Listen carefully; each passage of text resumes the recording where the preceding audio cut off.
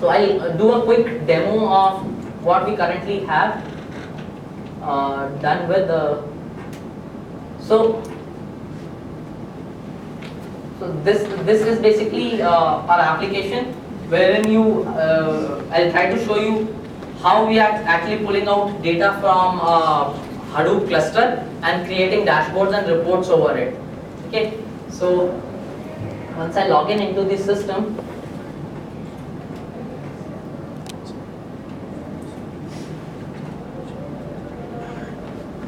so we have created certain dashboards over this data that is actually this kind of dummy data, because you cannot expect it to be a very fast system when it is coming out from Hadoop. So we are actually dealing with some dummy data at this point of time. So this data is actually coming out from a Hadoop system. Okay. Yes, there is some problem with your solution. So these are the dashboards that we have created out of the data that is this is some transactional logs that are actually present on a Hadoop cluster. So now what we are doing is using Hive, we are bringing in that data by writing some SQLs and creating charts over that data. So therein where we say that we are actually creating a visual representation of that data that is actually present on a Hadoop file system. We are not caching this data anywhere in our system. It's directly coming from Hadoop system, and we are just showing it up and in form of summarized charts information over the browser, right? So it is not being cached at any level in terms of like, but you can certainly do that caching. The options are there. You can actually do it at the server level to reduce the trips to the Hadoop clusters, right? So options are there, but it's all real-time data that is actually coming in.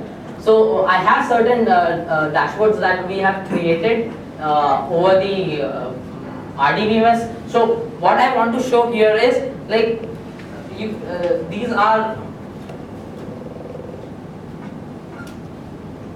certain dashboards that we have created over RDBMS kind of data, but there is no reason that this cannot actually be done over a Hadoop file system.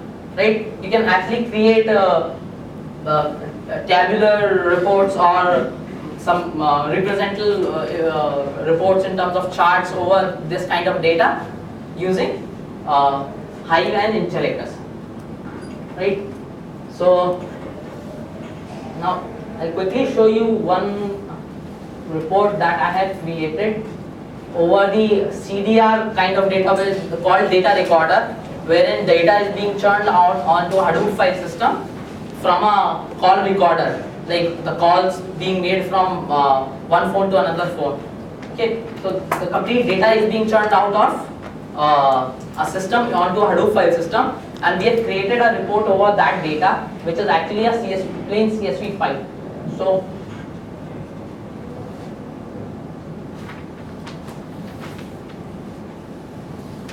you can actually see that these are the numbers from where the calls were being made, right? And this is purely coming out of from a CSV file, right? And the data is not being brought in anywhere in between, like cached anywhere, and it's coming out from Hadoop files. You can actually apply filters over that data. You want to do analysis over, okay, what calls are being made from which number, the relationships between those numbers. So these kind of capabilities, that is what we are trying to bring in on that kind of data that is actually present on a Hadoop file system. I'm sure not very many options are available at this point of time in the market which actually provides you with these kind of capabilities, right? So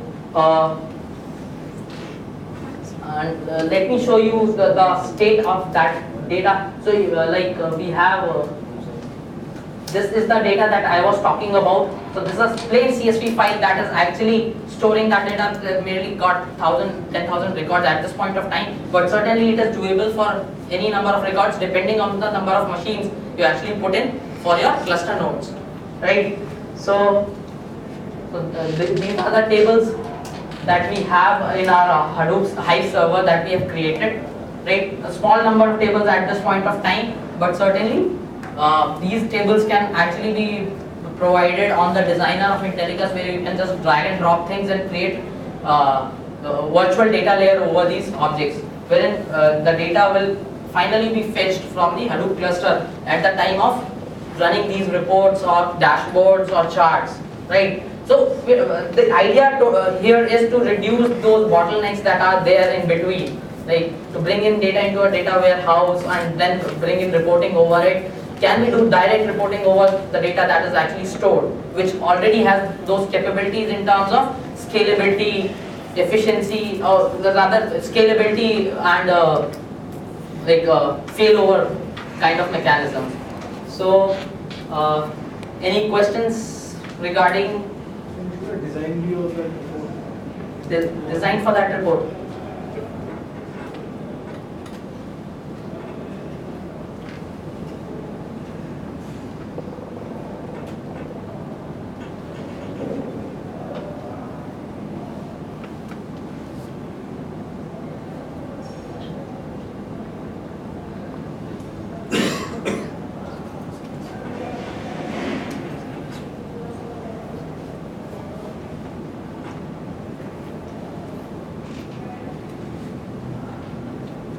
So this is basically that report that we have designed. Apologies for this resolution, but I think the incompatibility of the projector and the resolution of the laptop is causing this. So we have this table representation, like virtual data representation of the table that is there on Hive server, which is basically a CSV file. Okay, and we have actually created a linkage between the calling number and the guide number, right? And that is what is being showed in form of a network chart over that. So you can specify certain criteria, like it provides you with an option of like what criteria on which you want to filter out the data. So all these options are actually available on the browser itself. You can just do right click and change the criteria from there. So this is what we call as ad hoc querying of data, ad hoc transformations being applied on that data. So these transformations are being converted into form of Hive where clauses, which in turn gets converted into a map reduce job at Hadoop. So that is the complete idea of bringing in data out of the system and presenting it in a very flashy form to the end user, so that he can actually say that okay, I am dealing with information rather than data. Okay. Yeah. So I mean, whatever interface you design, is it generic or depends on the case scenario?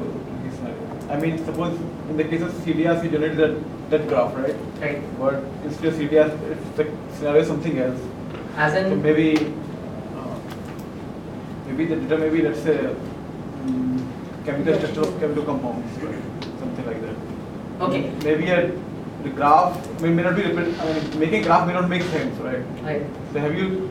Yes. I think you have identified some common operations which are going to arrive in majority of the situations, and that's what you are going to represent, or it's basically the data virtual layer that you actually create. It provides you records and form that are actually coming from a database, right?